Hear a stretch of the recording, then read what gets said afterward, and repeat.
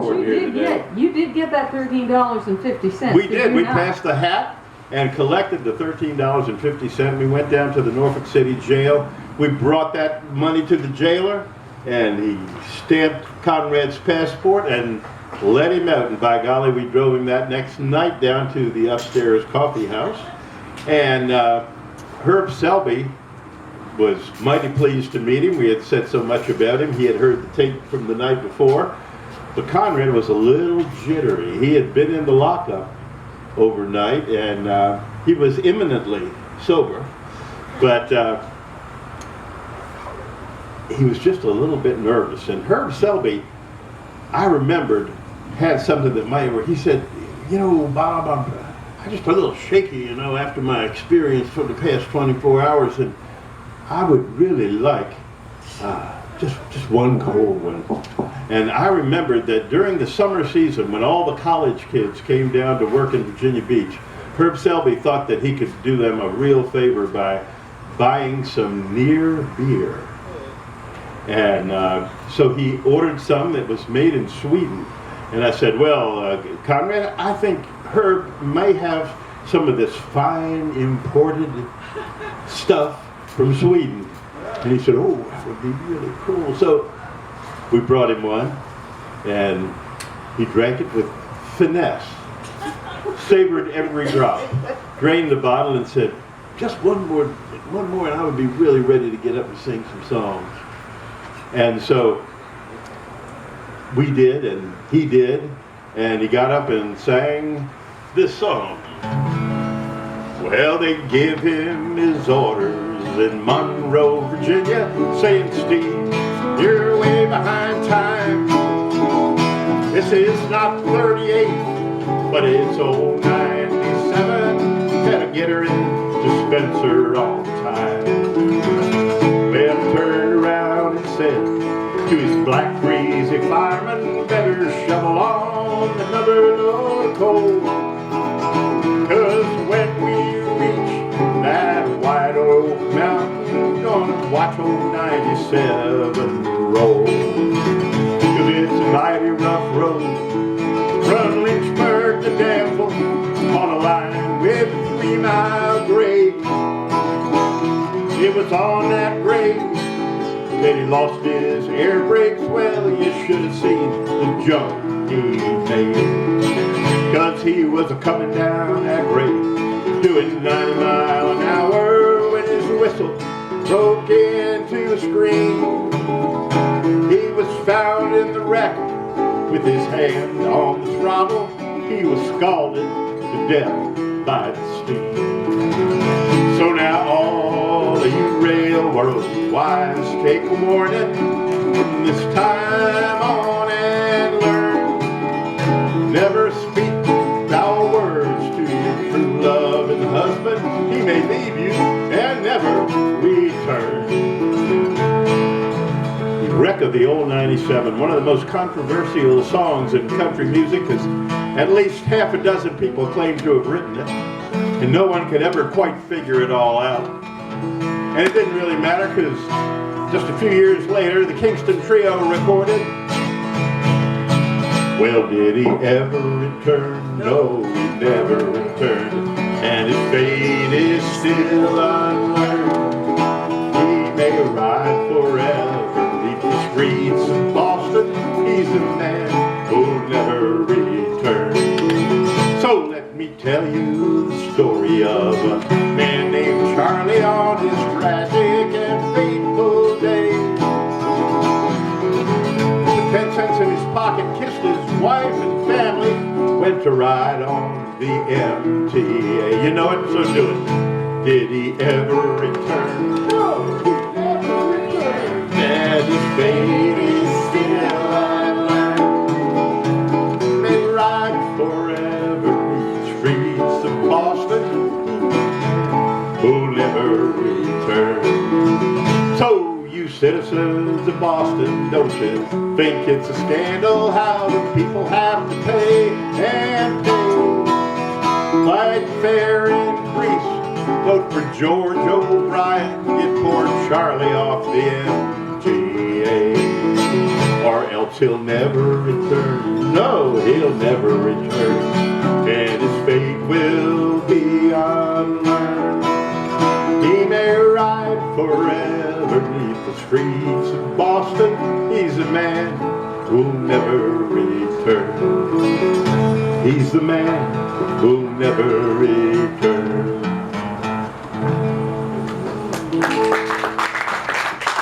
Well, Conrad was really an esoteric kind of guy. He liked the old-time country music. He liked the Kingston Trio. He liked the Carter family especially. And he used to sing a bunch of Carter family songs in his time. And I think I'll get the autoharp out. And for a little piece. yeah. I'll And make sure we Jeanne, can get in to the the end of the meantime, story. I will. has been doing all kinds of research about this Ramblin Conrad, the street musician, this Well, now you know old it's wonderful. honky-tonk fellow. Wonderful that we live in the era of, as you get the auto harp, living in the era of ancestry and the internet, right? And so we found out a lot about Conrad, how he lived, how he died, where he is. You all can go visit him in Hopewell at the City Point National Cemetery where the Appomattox River comes out in the James. Maybe if we have time at the end, we'll do a song about that. But one of the most interesting things is Conrad, first of all, thought he had no family, and the Army, who buried him after he passed of Hodgkin's disease at the VA hospital over in Kickingham in Hampton, they didn't find any family for him. In those days, they did not bury you in Hampton if you didn't have family to come. They just found a place. And in 1971, there were a whole lot of people that were filling in the aisles in that Civil War cemetery in Hopewell, and so that's where Conrad is. He's about 6 back in the row going right to the flag. He's very easy to find. But anyway, we have found, in fact, that his father died when he was 2. His mother's family all died out. That was true. His father's family, dozens of cousins. We're trying to get somebody who's brave enough to come out and stand up and say they're his cousin. And we haven't done that, but we have reached out and written to some of his family. But then the most amazing thing is his mother's family. His mother's mother was named Miller and was from out at Blackwater in Princess Anne County, and his mother's father was named Mansueto Puccini. Same family as Giacomo. He is a distant cousin of Giacomo Puccini, and the American Puccini Society are very interested. I'm not sure what we're going to do. It'll be more Grand Old Opry than Grand Opera. But anyway, it makes these songs about family that the Carter family did and Conrad loved so much more poignant.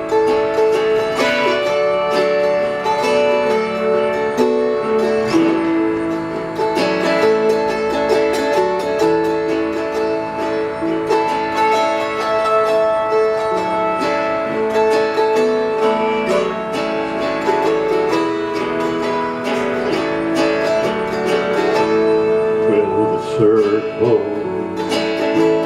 be unbroken by and by, Lord, by and by.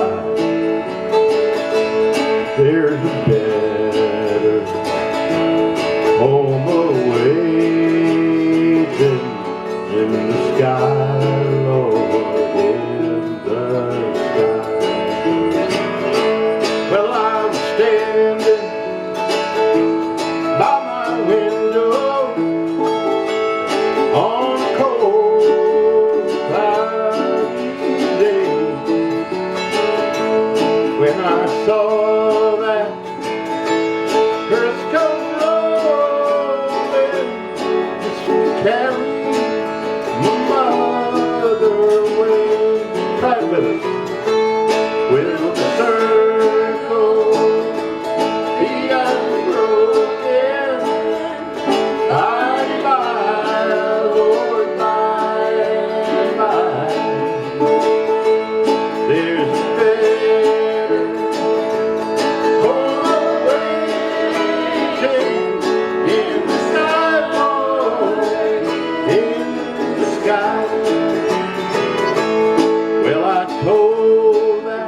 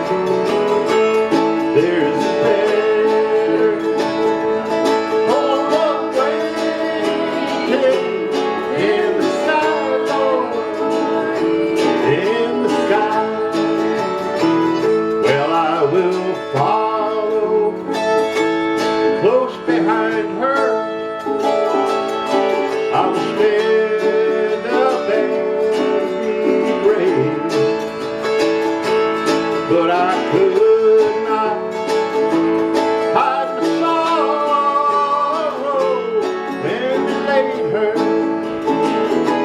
in a grave, and will the circle be unbroken?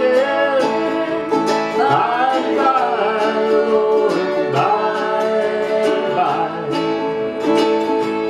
there's a better home waiting in the sky, Lord, in the sky.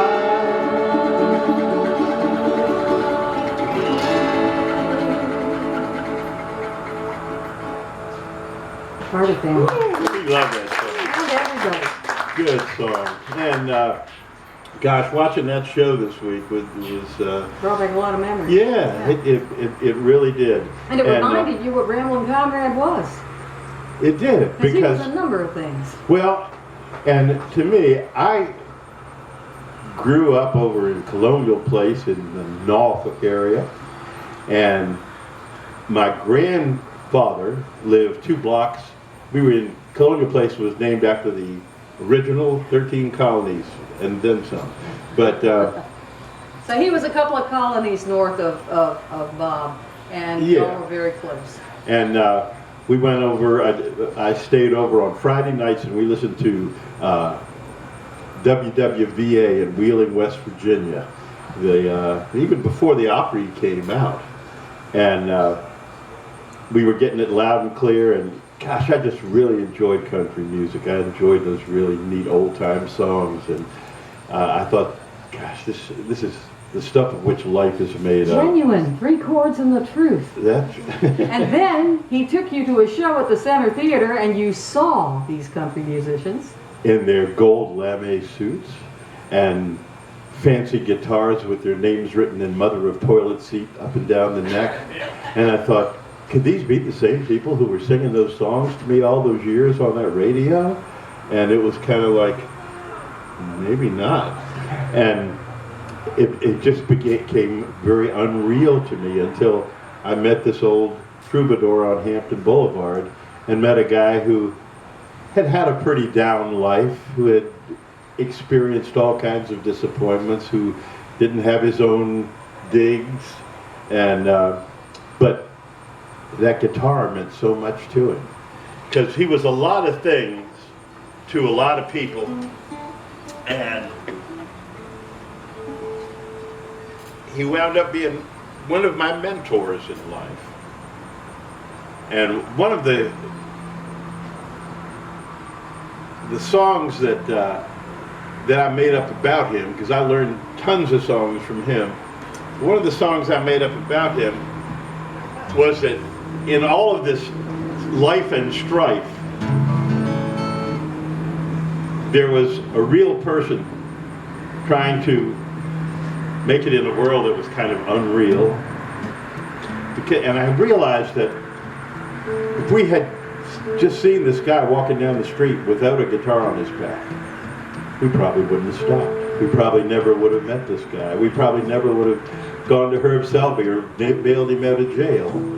And the music was the bridge that connected us to him. And he was many things to many people, but to me, he was a picker. He was a grinner, He was a singer. sometimes a sinner. And it sure did blow the mouth heart so fine. He was a tinker. He was a joker. He was a near beer drinker and a Pall Mall smoker, and I'm proud to say he was a mighty good friend of mine. And he could sing all night. Lord, he must have known a million songs. He made you feel all right till you knew you had to sing along. Now you don't have to sing along down here on the York River, but if you were wondering just what the words might be, it says he could sing all night. He must have known a million songs. He made you feel till you knew you had to sing along. Let's try it. And he could sing all night. Lord, he must have known a million songs, and he made you feel alright till you knew you had to sing along. He was a drunk tank poet, back porch preacher, and by now I know it that he was my teacher about life and things, people I'd never have known. Well, he was a Jimmy Rogers fan. He was a honky-tonk gentleman. Since the night I met him, well, I figured that I might have grown.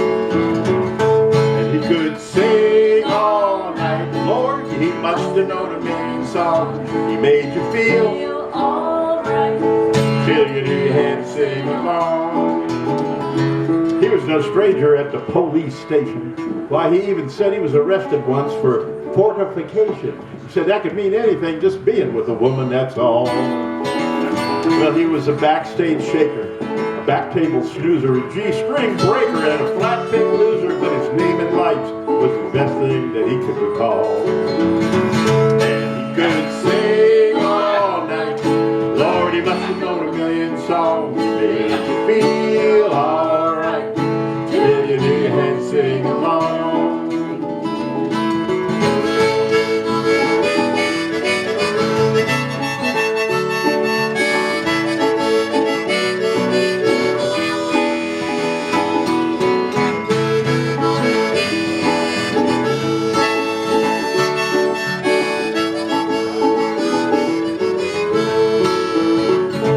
He could sing all night. Lord, he must have known a million songs. He made you feel alright till you knew you had to sing. He was a picker. He was a grinner. He was a singer. And a sinner. And he sure did blow the mouth harp something fine.